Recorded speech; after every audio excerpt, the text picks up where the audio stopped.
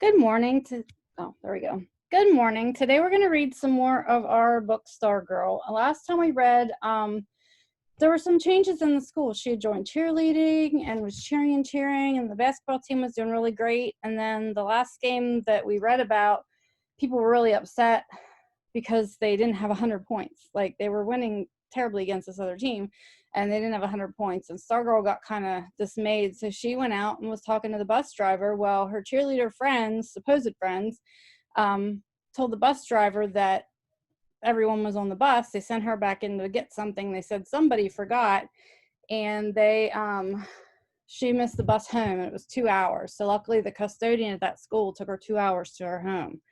Okay, so that wasn't very nice of them. So now when we start, I think she's going to be on Leo and Kevin's show, I think. We'll see here, okay? Today we're going to read chapters 12 through 14, and you have a Google Doc with questions on that you need to answer. You might want to make a copy of that now and answer the questions as we read. You can always pause the recording if you need to, okay? Chapter 12. This is Stargirl by Jerry Spinelli. This is how Hot Seat went. It took place in the Communications Center studio. There were 2 chairs on stage, the infamous hot seat itself painted red with flames running up the legs, and an ordinary chair for the host, Kevin. Off to the side were 2 rows of 6 chairs each, the second row higher than the first. This was where the jury sat. It was a jury in name only. The 12 members did not vote or render a verdict. Their job was to ask questions, to give the hot seat its heat, ticklish questions, embarrassing questions, nosy questions, but not mean or hurtful questions. The idea was to make the subject squirm, not roast. In the spirit of mock inquisition, we called the subject the victim. And why would anyone want to be the victim? The lure of TV, the chance to confess or lie before a camera and before peers instead of parents. But I doubted the usual reasons applied to Stargirl. There were 3 cameras, one for the stage, one for the jury, and Chico. Chico was the handheld close-up camera. According to Mr. Robineau, our faculty advisor, a student named Chico once begged him to be a close-up camera kid. Mr. Robineau gave him a tryout, but Chico was so skinny he practically collapsed under the camera. The job went to someone else, and Chico went to the weight room.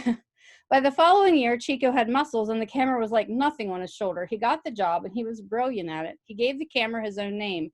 "We are one," he said. When he graduated, his name stayed behind, and from then on, the close-up camera and its operator were a unit called Chico. The host and the victim were each fitted with a thimble-sized clip-on mic. The jury passed around a hand mic. Opposite the stage was the glassed-in control room, sound insulated from the rest of the studio. That's where I worked, wearing my headset, watching the monitors, directing the shots. I stood at the shoulder of the technical director, or TD. He sat at a rack of buttons, punching up the shots I ordered. Also in the control room were the graphics and audio people. Mr. Robineau was there as faculty overseer, but basically the students worked everything. Kevin's job was to get things started, intro the victim, asking a few opening questions, stir things up if the jury was slow. Usually the jury was on the ball. Typical questions: does it bother you that you're so short? Is it true that you like so-and-so? Do you wish you were good looking? How often do you take a shower? It almost always added up to entertainment. At the end of the half hours, we cued credits and music. There was always a good feeling in the air, and everyone, victim, jury members, studio crew, mingled and became students again.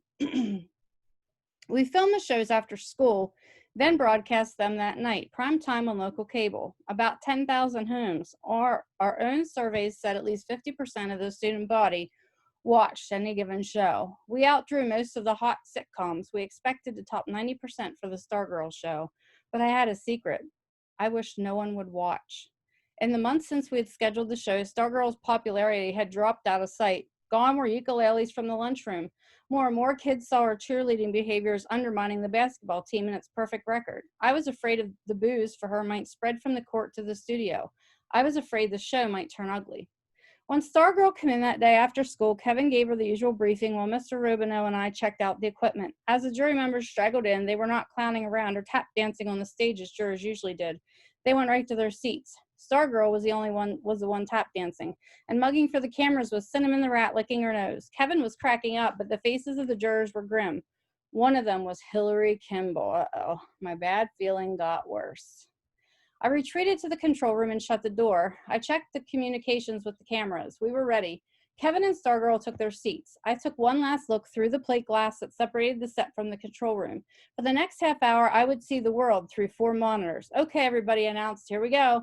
I cut the studio mic. I looked over my control room mates. We all set? Everyone nodded. Just then, Stargirl lifted one of Cinnamon's front paws and waved it at the control room and said in a squeaky voice, "Hi, Leo." I froze. I came unraveled. I didn't know she knew my name. I just stood there like a dummy. Finally, I waggled my fingers at the rat and mouthed the words, "Hi, Cinnamon," although they couldn't hear me on the other side of the glass. I took a deep breath. Okay, ready music, ready intro, I paused. Music, intro. This was the moment I lived for, launching the show. I was the director, the maestro, I called the shots. On the monitors before me, I watched the program unfold according to my commands. But on this day, the thrill was missing. Excuse me. I felt only a dark dread snaking along the cables. Greetings and welcome to Hot Seat. Kevin went through the opening spiel. Kevin loved to be on camera. He was ideal for a show like this, which made good use of his smirky grin and arching, "Did I really hear you say that?" eyebrows. He turned to Stargirl, then impromptu he reached out and stroked the nose of Cinnamon, who was perched on Stargirl's shoulder. "Want to hold him?" she said. Kevin gave the camera a "should I look?" "Sure," he said. "Ready, Chico." "Rat," I said to my headset mic. "Ready" was always the first in the command sequence. Chico zoomed in. "Chico." TD punched up Chico. The camera followed Cinnamon from Stargirl's hands to Kevin's. No sooner was the rat in Kevin's lap than it scampered up his chest and darted between 2 buttons into his shirt. Kevin yipped and squirmed. "It scratches." "He has fingernails," Stargirl said calmly. "He won't hurt you." Chico nailed Cinnamon, poking his head out from between the 2 buttons. Mr. Robineau stuck a thumbs up in front of my face. Kevin gave the camera his "ain't I something" face. He turned again to Stargirl. "You know, ever since you showed up at school this year, we've been wanting to put you on the hot seat." Stargirl stared at him. She turned to the live camera. Her eyes were growing wider. Something was happening. And wider. "Chico," I barked. Chico moved in, crouching, giving a little upshot. "Terrific. Closer, closer," I said. Stargirl's wonderstruck eyes practically filled the screen. I checked the long shot monitor. She was frozen rigid as if electrified to the chair. Someone smacked my shoulder. I turned. Mr. Robineau was laughing, saying something. I lifted one earphone. "She's joking," he repeated. And suddenly I saw. She was taking hot seat. Literally. She was milking it for all it was worth, and judging from the blank stares of Kevin and the jury, Mr. Robineau and I were the only ones who got the joke. Stargirl's hands were rising now from the arms of the hot seat. "Ready, 1," I called. "1." Camera 1, not there at first, but getting it now. The long shot, nailing her as her hands came off the chair, arms, fingers spread wide, so you could almost see her fingertips smoking.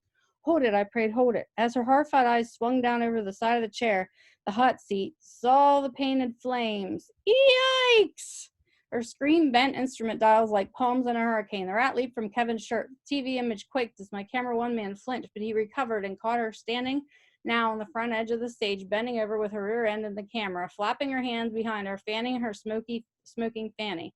Finally, Kevin got it. He went nuts. 1, pull back. Kevin, get it in. Ready, 1. Kevin was doubled up, tipping out of his chair on his knees on the stage. His laughter flooded the control room. The rat ran over his hands and hopped down the single stage step. "The rat," I yelled. "2, get the rat." But 2 couldn't get the rat because the rat was nosing around 2's feet and 2 was bolting from his camera. "Chico, rat." Chico dived. He was flat on the floor, feeding the live screen a brilliant shot of the rat heading over to the jury. The jury members scrambling, taking off, climbing onto their seats. Forget the readies. Things were happening too fast. The cameras were dancing, feeding the monitors. I barked commands. CD was punching his button rack like some hard rock keyboarder. Stargirl's pantomime remains the best I've ever seen. Mr. Robineau kept squeezing my shoulder. As he said later, it was the greatest moment in hot seat history. But because of what followed, no audience would ever see it. What do you think's going to happen? No audience will see it. Maybe the camera breaks or something. Let's see. In less than a minute, everything returned to normal. Stargirl retrieved Cinnamon and sat back coolly in the hot seat as if nothing had happened. Kevin's eyes twinkled. He was squirming. He couldn't wait to dig into the interview. Neither could the jury, but their eyes were not twinkling. Kevin forced himself to look serious. "So your name's Stargirl. It's pretty unusual." Stargirl gave him a blank look. Kevin was flustered. "Isn't it?" he said. Stargirl shrugged. "Not to me." She's putting him on, I thought. "Chico," I said into my mic. "Stay tight on her face." A voice was heard dimly off camera. Kevin turned. A jury member had spoken. "Jury mic up," I said. "Ready, 2." The mic was passed to Jennifer St. John. 2.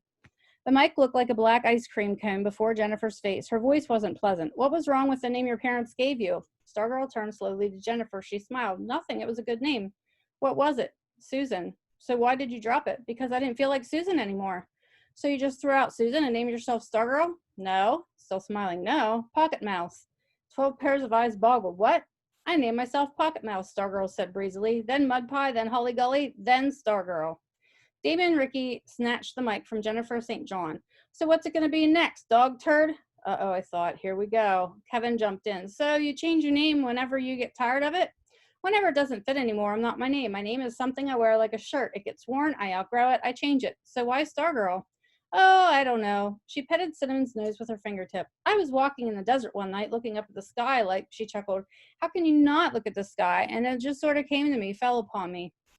Kevin looked up from his sheet of prepared questions. So what do your parents think? Are they sad you didn't keep Susan? No, it was almost their idea. When I started calling myself Pocket Mouse when I was little, they called me that too. We just never went back.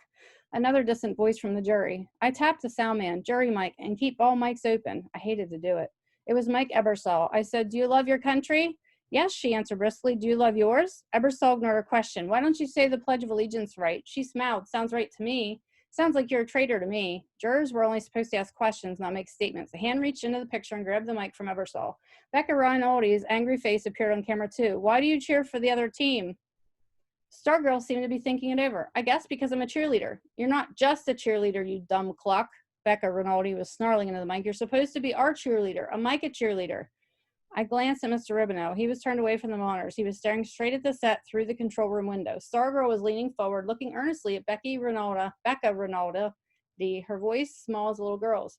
When the other team scores a point, you see how happy it makes all their fans. Doesn't it make you happy too? Becca growled, no. Doesn't it make you want to join in? No. Don't you ever want the other team to be happy too? No. Stargirl seemed genuinely surprised. You don't always want to be the winner, do you? Becca scowled at her and jutted out her jaw. Yes, I do. Yes, I always want to be the winner. That's what I do. I root for us to win. That's what we all do. She swept her arm around the set. Becca scowled at her, jutted out her jaw.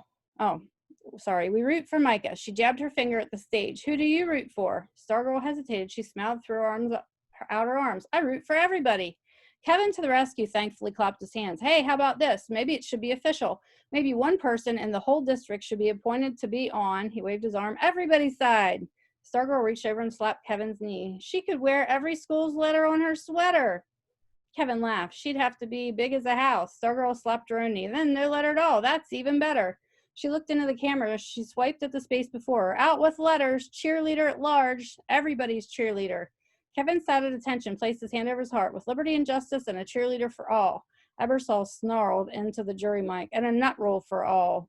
Kevin wagged his finger. That's a no-no, he scolded. No statements from the jury. Questions only. Renee Bozeman snatched the mic. Okay, here's a question. Why did you quit homeschooling? Stargirl's face became serious. I wanted to make friends. Well, you sure have a funny way of showing it, making the whole school mad at you. I wish I'd never given in to hot-seating Stargirl. Stargirl just stared. Chico filled the screen with her face. Gimme. It was Jennifer St. John reaching for the mic. And out of school, too. You meddle into everybody's business. You stick your nose in whether you're invited or not. Why do you do that? Stargirl had no reply. Her usual impish expression was gone. She looked at Jennifer. She looked at the camera as if trying to find an answer to lend. Then she was looking away, looking at the control room. I took my eyes from the monitor, and for a second I thought they met hers at the control room window. I'd been wondering when Hillary Kimball would speak up. Now she did. I'm going to tell you something, girl. You're goofy. You're crazy. Hillary was standing, jabbing her finger at Stargirl, chewing on the mic. You must have come from Mars or something. Kevin raised a timid hand. And don't you tell me no statements, Kevin. Where'd you come from, Mars or something? There. Now it's a question. Why don't you go back to where you came from? That's another question. Stargirl's eyes filled the camera. Don't cry, I prayed. There was no stopping Hillary. You want to cheer for other schools? Fine, go there. Don't come to my school. Get out of my school. Other hands were snatching at the mic. I know what your problem is. All this weird stuff you do, it's just to get attention. It's to get a boyfriend. The jurors laughed. They were a mob. Hands grabbed at the mic. Kevin looked anxiously at me. I could do nothing. With all the buttons and switches at my command, I was helpless to change anything on the other side of the glass. I got a simple question for you. What's the matter with you? Huh? Why can't you be normal? Why do you want to be so different? Yeah, is something wrong with us? You got to be different? Why don't you wear makeup? They were all standing now, jabbing, jutting, shouting, whether they had the mic or not. You don't like us, do you? Do you? Mr. Robineau flipped the master toggle on the console. That's it, he said. I flipped the studio sound switch. That's it. Show's over. The jury went on shouting. Boy, they are really being mean to her, aren't they? They said she was an alien. Not one person said anything nice to her. How would that make you feel? That won't make me feel very good. I'm sure of that. Let's see what happens. This is our last chapter for today, chapter 14. Make sure you're answering your questions as we go along if you know the answers. This was the start of a period that blurs as I try to recall it. Incidents seem to cascade and merge. Events become feelings. Feelings become events. Head and heart are contrary historians. The hot seat session was never aired. Mr. Robineau destroyed the tape. Of course, that didn't stop every moment of it from being reported. In fact, most of the students knew about it by the time school opened next day. What I recall then, when the last detail had been spilled, is a period of whispers and waiting, tension. What would happen now? Would the jury's open hostility spill over into classrooms? How would Stargirl react? Answers were expected on the following day, Valentine's Day. On previous holidays, Halloween, Thanksgiving, Christmas, Groundhog Day, Stargirl had left a little something on each desk in her homeroom. Would she do likewise this time? The answer was yes. Each member of homeroom 17 found a candy heart on his or her desk that morning. So even though they were so mean and so unkind to her, she still left everyone a candy heart on Valentine's Day, which was the very next day. There was a basketball game that night, that I do remember, the biggest game of the year. The Electrons had breezed through the regular season undefeated, but now the second season was about to begin, the playoffs. First the districts, then the regionals, and finally the state tournament. We had never even made it to the districts, but now visions of championships danced in our heads. The Electrons, champions of all Arizona. We would settle for nothing less. First hurdle on our way was Sun Valley, champions of the Pima League. The game was played Valentine's night on a neutral court in Casa Grande. All of Mike, it seemed, emptied out and headed for the game.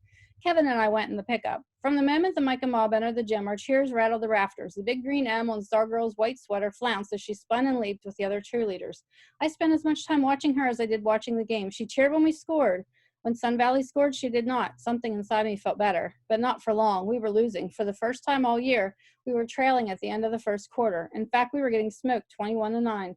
The reason was no mystery. While Sun Valley's team was not as good as ours, they did have one thing we did not, a superstar, a kid named Ron Kovac. He stood 6'8" and averaged 30 points per game. Our players looked like 5 Davids flailing against Goliath.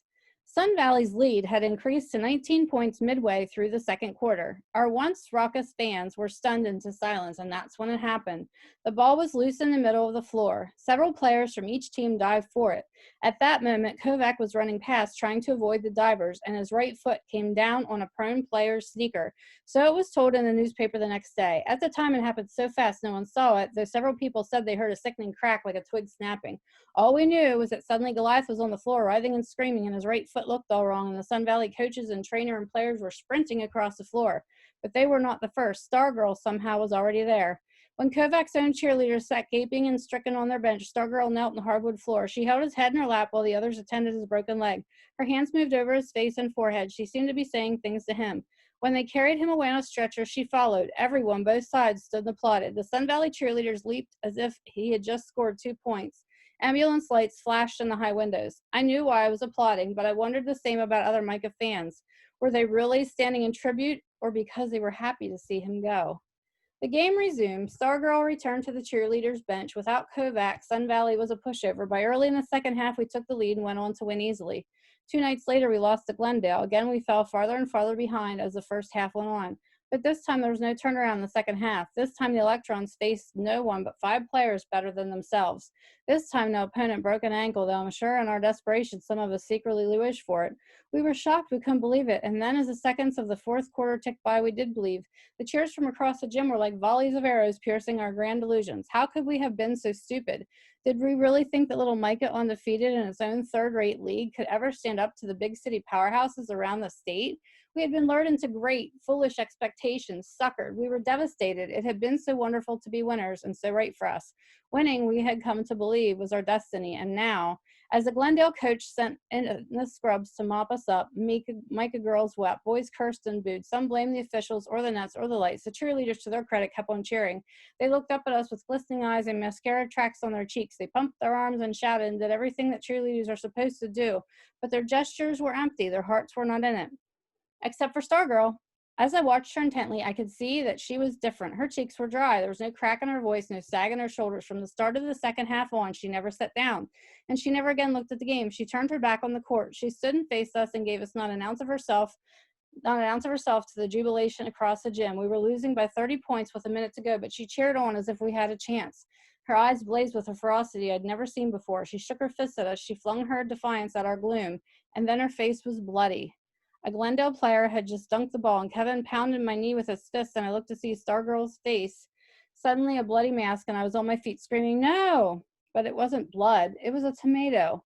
Someone had splattered her face with a perfectly thrown ripe tomato, and as the clock expired and the Glendale fans poured onto the court, Stargirl just stood there, her great eyes staring up at us in utter bewilderment through the pulpy red gore. Spouts of bitter laughter erupted among us, even some applause. The next morning at home, I found a card. It was in a school notebook that apparently I had not opened for several days. It was a Valentine, one of those little cutout third grade sorts, showing a blushing little boy and girl with Mary Jane shoes and a big red heart between them and the words, "I love you." And as third graders and high schoolers often do, the sender had signed it in code. And look what it was, Stargirl. Okay? So Leo got this Valentine from Stargirl. We're going to stop right there for today. Maybe we'll find out what this Valentine means the next time. Please answer your questions and submit them back to me on Google Classroom. If you need any help, please let me know. Or if you have any comments as to what we've read so far, please tell me how you feel about the book so far too, okay? I will see you next time. Bye.